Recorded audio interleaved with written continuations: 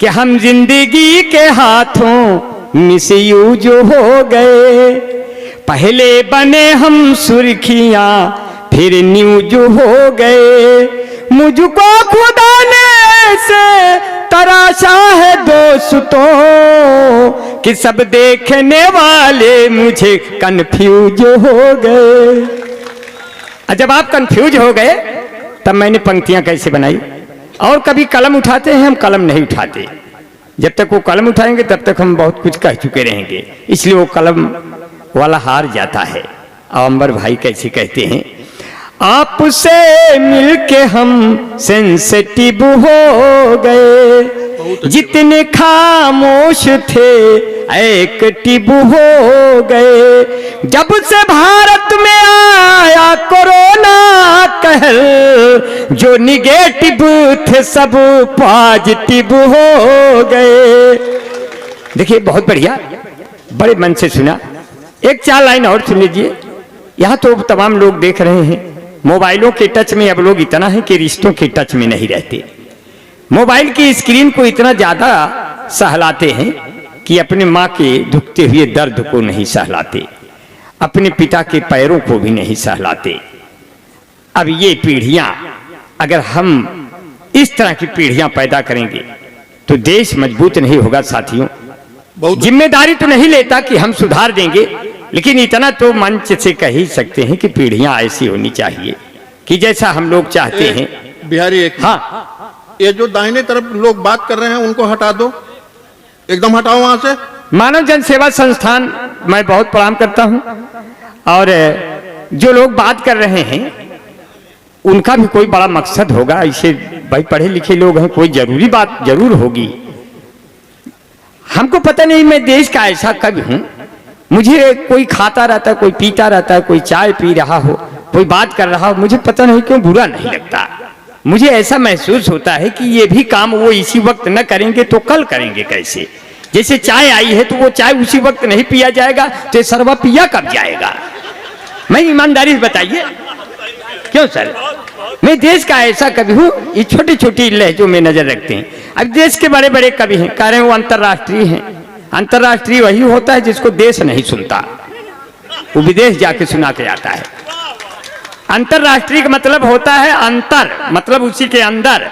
अंतर्राष्ट्रीय जो राष्ट्र के अंदर ही कविता पढ़े उसको अंतर्राष्ट्रीय कहते हैं।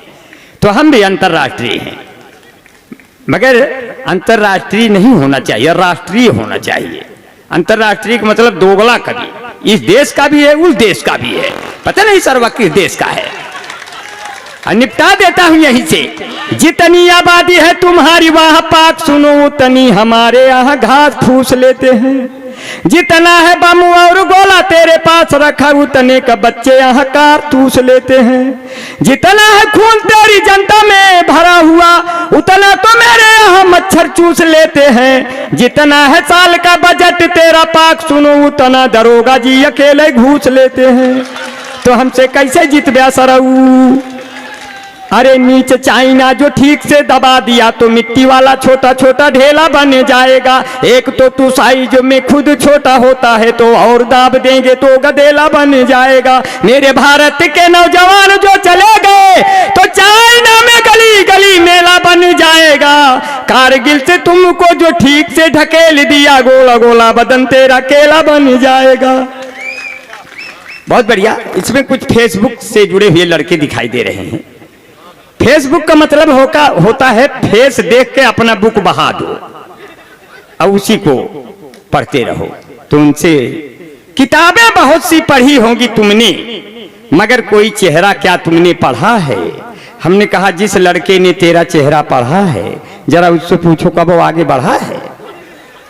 नहीं रह गया है, क्योंकि हम जब से सिमट के आपकी बाहों में आ गए, लाखों पुलिस दरोगा थे मेरी बात। हम जब से सिमट के आपकी बाहों में आ गए, लाखों पुलिस दरोगा मेरी राहों में आ गए।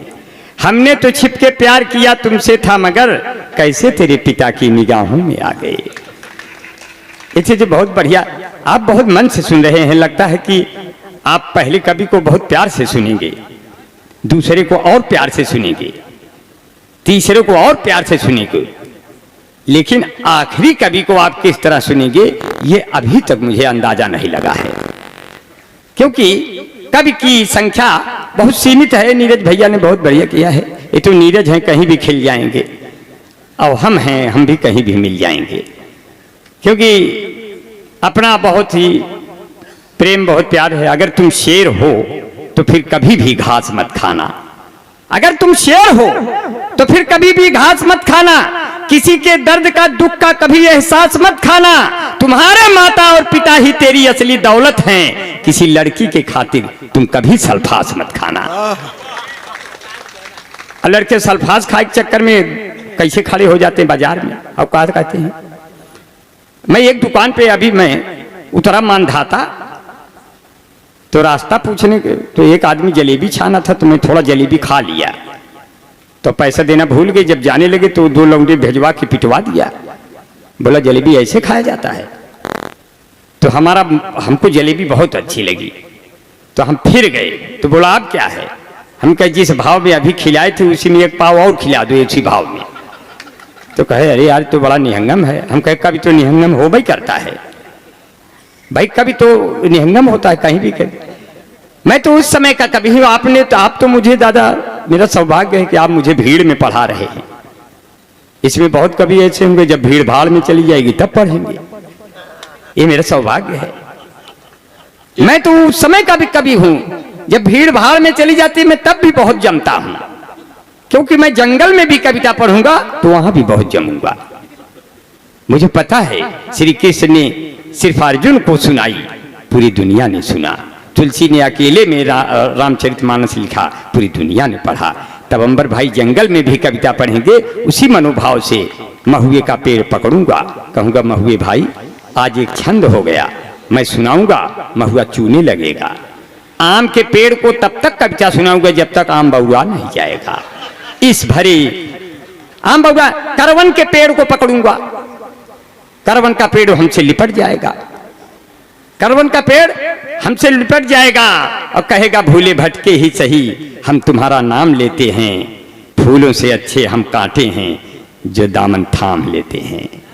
हमने कहा बहुत अच्छा है। उड़ी उड़ी बैठी हलवैया दुकनिया, बीच बजरिया लुटावे जवनिया, बर्फी के सब रस ले लिया रे बदरी की दुल्हनिया।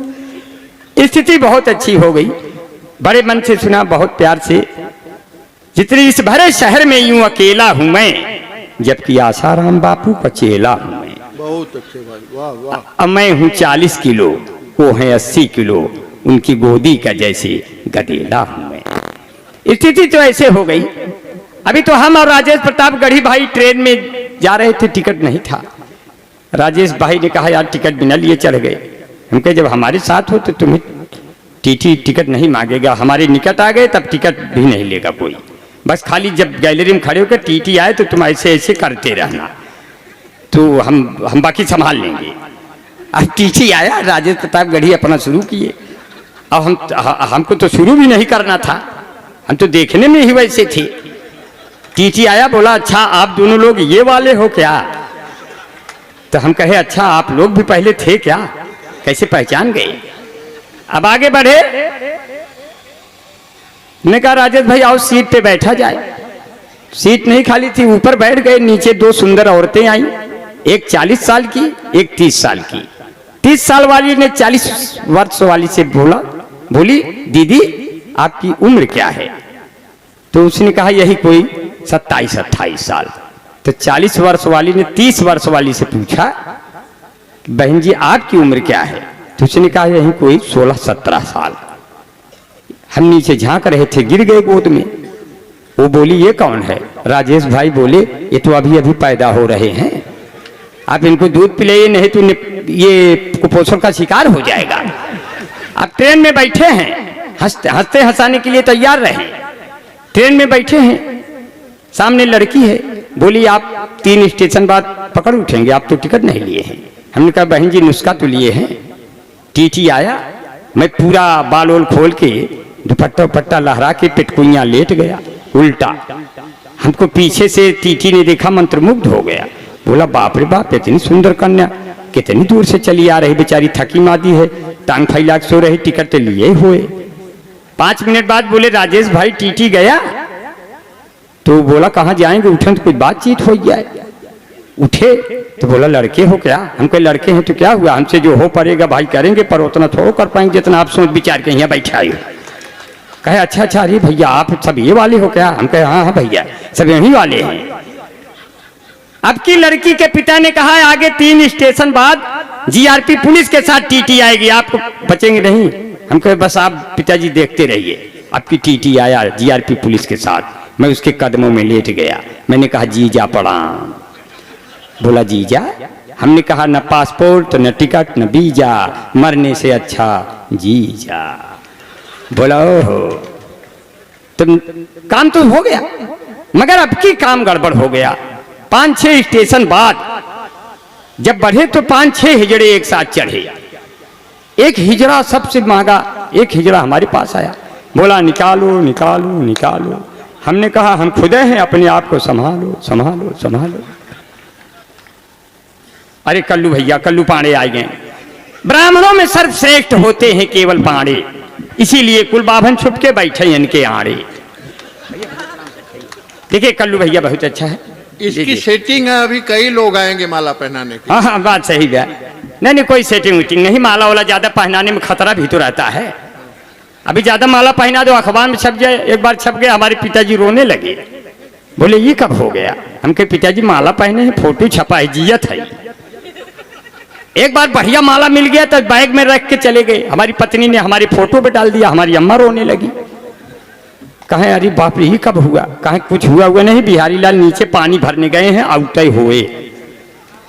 ज्यादा माला पहनाने से हाँ चाचा घरे घरे सूचना भेज देते। हाँ हाँ ठीक, जा दे नीरज भैया तो हाँ अच्छा अच्छा बहुत अच्छा है। ये नीरज भैया है, पहले फेसबुक बहुत चलाते थे, आज तो महक भाभी दिखाई नहीं दे रही हैं, पता नहीं कहाँ चहक रही हैं। अच्छा अच्छा, महक बिटिया दिखाई नहीं दे रही है। मैं बहुत ही प्रणाम कर रहा हूँ। हमारे बीच में जितने लोग उपस्थित हैं मैं सबको बहुत नमन करता हूँ। कारवां जो है जवानी का न रुकने दूंगा, सामने आंखों के ये मुल्क न लुटने दूंगा, खा के भारत हम तेरे सर की कसम कहते हैं, मरते दम तक ये तिरंगा नहीं झुकने दूंगा, मरते दम तक। हमारे बीच में भाई कमलेश मिश्रा भाई हैं, बहुत प्यार करते हैं। हमारे बीच में रणवीर भाई पत्रकार हैं, उनके पत्रकार मित्रों को बहुत नमन करता हूं। और हमारे बीच में मनोज कुमार भैया हैं, आनंद शुक्ला भैया हैं, त्रिजुगी नारायण भैया हैं, आशीष शुक्ला भैया हैं। सारे लोग बहुत साथियों के साथ मिलजुल कर सुनने आए हैं। बहुत लोगों का नाम जान रहा हूँ, पहचान रहा हूँ, मगर सबका नाम सहृदय से, बड़े प्यार से, बड़ी मोहब्बत से सबको प्रणाम करते हुए सादर नमन करता हूँ। और 4-6 पंक्तियां आप जितने लोग उपस्थित हैं। अभी तो 125 सीट अखिलेश यादव ने निकाली तो यादवों के चेहरे मुरझा गए। हमने कहा बाबा दूसरी बार कुर्सी पे आ गए। हमने कहा यादव उदास क्यों होते हो, आपके नेता ने 125 सीट अकेले दम पे निकाली है, आप भी बाबा योगी के सगे हो, कम से कम 125 लोग तो विधानसभा तक लगे हो। वो कल के अर्जुन थे जो गांडीव चलाते थे, ये आज के अर्जुन हैं जो बुलडोजर चला रहे हैं। इसलिए सब समझ के काम करना है। यादव जी बोले अंबर भाई सरकार चाहे जिसकी हो, लेकिन हमारा स्वभाव नहीं बदलेगा। समाजवादी पार्टी ने कहा आप लोग साइकिल पे बटन दबा के विजयी बनाओ, आप पार्टी ने कहा आप लोग झाड़ू पे बटन दबा के विजयी बनाओ, कांग्रेस पार्टी ने कहा आप लोग पंजे पे बटन दबा के विजयी बनाओ, बसपा पार्टी ने कहा आप हमको हाथी पे बटन दबा के विजयी बनाओ, भाजपा वालों ने कहा आप लोग कौनो बटन दबाओ हम लोग विजयी हो ही जाएंगे। ऐसा कुल सेटिंग कर दिया है बढ़िया, कोई नहीं टिकेगा। इसीलिए कहते हैं जो है स्थिति बहुत नाजुक हो जाती है। झूठ बोलकर हाथों में गंगा मत लेना, नापाक इरादों से ये तिरंगा मत लेना, घर तेरा बुलडोजर से गिरवा देंगे तो मेरे बाबा से पंगा मत लेना। स्थिति अब तो कितने गुंडे, कितनी मवाली, कितने बदमाश, कितने माफिया सब सरेंडर हो गए और यह देश कितनी ऊंचाई तक जाना चाहता है। सबको बहुत बहुत नमन करते हैं, बहुत प्रणाम करते हैं कि उनके द्वारा भैया बहुत अच्छा बैठे, नमस्ते दुआ सलाम कितना में प्रभाव है, बहुत बहुत प्रणाम करते हैं। कभी कभी तो अपने सीनियरों से भी प्रणाम करने का मन करता है। अभी हम दिनेश सिंह गुक्कट भैया को प्रणाम किए, कहे बेटा अंबर तुमको हमारी उम्र लग जाए। हम कहे दादा आपकी कितनी है? कहे लगे हमारा तो 67 साल है। हम कहे हमारा तो 48 साल है, आपका अपने में जोड़ देंगे, आपसे पहले तो दुनिया हम ही छोड़ देंगे। तो थोड़ा दूरी रखना चाहिए बड़ों से। लेकिन उसका यहाँ पे कोई भी सम्मान नहीं है जिसको बड़ों के आदर का ज्ञान नहीं है। मंदिर की मूर्तियों से दुआ मांगने वालों माँ बाप से बढ़कर कोई भगवान नहीं है। इसलिए हमारा श्रोता भी हमारा भगवान होता है, हमको सुनता है। हम लोग पेमेंट पाते हैं, कविता सुनाते हैं, आप कुछ भी नहीं पाते, ताली बजाते हैं। अगर कोई ताली नहीं बजाता हमको शिकायत नहीं करनी चाहिए, कम से कम कान तो सुन रहे हैं। नीरज जी कह रहे थे यहाँ पेमेंट की व्यवस्था नहीं है। नहीं तो हम पैसे के लिए तो आते जाते भी नहीं ना। हम ही एक ऐसे कवि हैं जो पैसे के लिए कभी नहीं आते, क्योंकि हम दिल्ली से नहीं आते। अगर दिल्ली वाला आता तो आपको 14 लाख देना पड़ता, फिर तो आप कहीं के न रहते। और इसमें भी दिल्ली लाबी के कभी बैठे हैं, वो भी बहुत पैसा लेते हैं। मगर यहाँ सब ने 5-5 हजार रुपया पाया है, हमारा 3000 है। हम सबका पेमेंट बताई देती भाई, झगड़ा न किया। दादा का पेमेंट नहीं जाने, हमें सीनियरों का पेमेंट हम नहीं जाने। दादा रिटायरमेंट अध्यापक हैं, ये इनका पेंशन में जो है 55,000 है। मैं अध्यापक नहीं था, प्रिंसिपल था। प्रिंसिपल हाँ, वही अध्यापक का बढ़ा हुआ रूप होता है प्रिंसिपल। ऐसी बात नहीं गुरुजी, हम नहीं जानते ना आप किस पद से रिटायर हुए। कुछ पैसा वैसा भेजत रहते तो पता हुआ कहाँ से भेजत है। गुरुजी का बड़ा सम्मान है। आदरणीय कमलेश राजहंस जी के चरणों में मैं 4 पंक्तियां, मैं तो कविता लिखता नहीं, लेकिन कहते हैं कि जो है मिटाने से नहीं मिटती निशानी उसको कहते हैं, जो हर एक दिल पे छा जाए कहानी उसको कहते हैं, पसीना जो करे पैदा किसानी उसको कहते हैं, जो सीमाओं पे टकराए जवानी उसको कहते हैं। ऐसे हजारों कविताएं बना सकता हूं, मगर अच्छी कविता कभी नहीं लिखूंगा। एक छंद, ये मैंने तय कर दिया है। एक छंद और सुना करके, बस एक छंद और सुना। अच्छा हाँ, थोड़ी देर और सुनाई कह रहे हैं। हम तो सोचे कहते हैं जा, लेकिन जब कहें थोड़ी देर और सुनाइए तो ये तो अब हमारे ऊपर है ना, हम कितनी देर सुनाएं। गुरु जी का आपका आदेश बिल्कुल। अरे तो बहुत अच्छा, भले पहले आ गया। कल्लू सिंह मोदनवाल ले कितना भाई 1100 ना। अच्छा चलो ठीक है। अच्छा भैया बहुत अच्छा, कल्लू सिंह भैया बहुत प्रणाम। देखा तोरे सुन बढ़िया बढ़िया नाम लेके कुछ ना कह पाया, लेकिन कल्लू भैया नाम रख के देखा कितना रुपया दिए। मतलब सारे कवि पछता रहे हैं कि पहले नंबर पे है भगवान, हमका काहे ना बोला है। नहीं, इसकी आदत है, जब कभी सम्मेलन नहीं रहता है तो रेलगाड़ियों में या ताली बजा करके भीख मांगता है। बात सही है दादा, और आप भी उसी में बैठे रहते हैं, देते भी हैं आप। दादा का बहुत बढ़िया है। दादा को क्या कहना, ये इनको 4 पंक्तियां दादाजी आपके चरणों में सम्मान से रख दिया। आप ही ने कहा है कि भले हो जिस्म बूढ़ा दिल मगर रंगीला होता है, और जवानी की तरह ये वक्त भी जोशीला होता है, हसीनों हल्के में हरगिज न लेना इन बुजुर्गों को, कि मिर्चा सूखने पर भी और जहरीला होता है। और कहते हैं कि जो है वो जब भी मुझसे मिलती है बहुत सेंट मारती है। पहले सेंट हाथ में लगता था, कान में लगता था, अब ऐसे उठा के ऐसे ऐसे कराते। पता नहीं सारी कितना पसीना बहावत है। जो किसान पसीना बहाता है उस सेंट नहीं लगाता। ये लौंडे कुछ नहीं करते, सारे सेंट मारा थे। क्यों? वो जब भी मुझसे मिलती है बहुत सेंट मारती है, लेकर के फोन एप्पल का टैलेंट मारती है। अब प्रेमिका मेरी बाबू है बिजली विभाग में, मैं जब भी उसको छूता हूं करंट मारती है, मैं जब भी उसको छूता हूं करंट मारती है। और 4 पंक्तियां तो ऐसी है, अगर लड़का देसी है और लड़की ऐसी है, प्यार हो जाए तो प्यार का टूटना तय है। कैसे?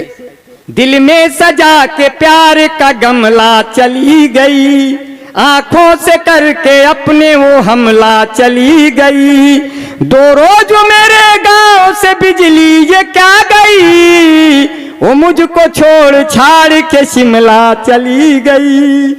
और यहां जितने लोग बैठे हैं, तलाशे इश्क में निकला हुआ घायल परिंदा हूं कि जब तक इश्क जिंदा है तभी तक मैं भी जिंदा हूं। हमारे आपके बीच ये नफरत की दीवार कैसी है, खुदा के तुम भी बंदे हो, खुदा का मैं भी बंदा हूं। तलाशे इश्क में निकला हुआ घायल परिंदा हूं। तब अंबर भाई कहते हैं चलने का समय 1 मिनट और लेंगे। कभी अच्छा अच्छा अच्छा बच्चा लत की बोल दे, अभी तो उसी क्रम में है। हमारे ऊपर अच्छे बच्चे आते हैं, सब बहुत लोकप्रिय हैं। ये जितने कभी बैठे हैं ये सब 0 बैलेंस के हैं। मैं ऐसे घमंड से नहीं बोल रहा हूँ। मैं सोशल मीडिया भी नहीं चलाता, मैं फेसबुक भी नहीं चलाता, व्हाट्सएप भी नहीं चलाता। बिना तीनों के मुझे पूरे इंडिया में नहीं अंतर्राष्ट्रीय में जाना जाता हूँ। मैं भले अमेरिका नहीं गया, वहां भी मुझको लोग जानते हैं। इसलिए नहीं, कैसा हूं, कौन हूं, ये मेरा काम जानते हैं। करते नहीं है एक पल आराम जानते हैं। हम गांव और शहर में बदनाम यूं हुए कि बकरी चराने वाले भी मेरा नाम जानते हैं। निचली इकाई से लोग जानते हैं। कारों के शीशे खुलने लगते हैं जब हम पैदल चलते हैं। हमने अपने ताव को देखा है, मगर घमंड कभी किया तो कहा मेरे पिता ने मेरा भी कुछ नाम हो जाता। हमारे बेटों में पैदा जो कोई राम हो जाता, मुझे फिर स्वर्ग जाने की जरूरत ही नहीं होती। हमारा घर ही उससे ये अयोध्या धाम हो जाता। तांबर भाई चलते चलते कहते हैं, एक प्यार का नगमा है, जिंदगी भर का सदमा है। तू प्यार न कर मुझसे, मेरे सर 10 मुकदमा है। कुछ पाकर खोना है, कुछ खोकर पाना है। इसमें ये निश्चित है कि मुझे जेल ही जाना है। खतरे में मोहब्बत है और बर्बाद जवानी है। जिंदगी और कुछ भी नहीं, तेरी दीक निशानी है। लड़के को हथकड़ी लग गई, फिर भी लड़का कहा, जिंदगी की न टूटे लड़ी, चाहे लगवा दे तू हथकड़ी। हो मितवा लागे ना रे जियरा, लड़की है छत पे खड़ी, हमारी अम्मा से 10 साल बड़ी। बस यही है बड़ी गड़बड़ी, चाहे लुट जाए साइकिल घड़ी। कभी इश्क हुआ मुझको कोई सेंस नहीं है, तारीफ के लिए कोई भी टेंस नहीं है। आंखों से चलाती हो मेरे दिल पे गोलियां, क्या नजरों के तमंचों का लाइसेंस नहीं है। टकरा गया एक बूढ़ा हसीना के जिस्म से, बोला कि माफ करिए दोनों लेंस नहीं है। मैंने पुरानी प्रेमिका को इसलिए छोड़ा कि पहले के जैसा जेब में बैलेंस नहीं है। कपड़े पहन के पूरा चलो तुम हमारी जान, ये इंडिया है इटली एथेंस नहीं है। इस बात पे बजती हैं घनघोर तालियां, श्रोताओं क्या यहाँ पे इतना सेंस नहीं है। तारीफ के लिए कोई भी टेंस नहीं है। तब आखिरी में चलते हुए, ऊपर गोरी का मकान है। एक तरफा प्यार होता है, चौतरफा पीट दिया जाता है लड़का। अगर इसके एक तरफ हो तो सजा देता है, और जब दोनों तरफ हो तब मजा देता है। काहे माई का बनो चूल्हा फूके भाव जाई सुकुआर निकल गए, और भया हो कौन भरोसा पढ़ी लिखी होशियार निकल गए। जंगर चोर मेहरार निकल गए, लड़ाई बदी बरियार निकल गए। क्या करे मुड़े शान बघारी कुल चीज ये बेकार निकल गए। भैंस दुहत की टांग उठावे बरधा हेंगा देख पराए कुकुर जाए पिछवाड़े सोवे आगे चोर लूट ले जाए। हाड़ी में जब दूध ही नाही कुल बिलार रोवे चिल्लाए। छोटका लड़का खेत बेच के मझिला लड़के कार निकलिए बड़का लड़का साधु बन के ऋषि के हरिद्वार निकलिए के करी मुड़े शान बघारी कुल चीजिए बेकार निकलिए। कह रहा खातम 15 लाख आए कैसे नहीं सरकार निकलिए। जैसे झुक के कि हे नमस्ते सगई रिश्तेदार निकल गए हमारे साथे घात लगाए हमारा छोटका सार निकल गए। एक थी प्यार के बोली बोले झगवन भे तलवार निकल गए के करे मुड़े शान बघारी कुल चीजिए बेकार निकल गए। पहले घरे घरे घी माठा महकत रही महेरी अब तो गांव भरे के दूधवा पिए जात बा डेरी। जब से गांव में बिजली हो गए घर घर हो गए टीवी कोने अतरे लड़का रोवे मऊ जुड़ावे बीबी ओखर मूसर चकरी जाता केहू घरे न चच्चा अस्पताल के गए बिना अब होता ही ना ही बच्चा। इंटरनेट के यह युग में इतना आगे परिवार निकल गए हमसे बढ़िया रामदेव हैं पहिन ओढ़ सलवार निकल गए के करे मुड़े शान बघारी कुल चीजिए बेकार निकली। तब कहा आधा मिनट में चला कहा यादव लोग हमारा स्वभाव न बदले अंबर भाई सरकार चाहे जे कहे हो। हम कहे यादव जी आपके स्वभाव का है और जन सिद्ध अधिकार का है। कहे हमका बोला ब्या तो भाई करब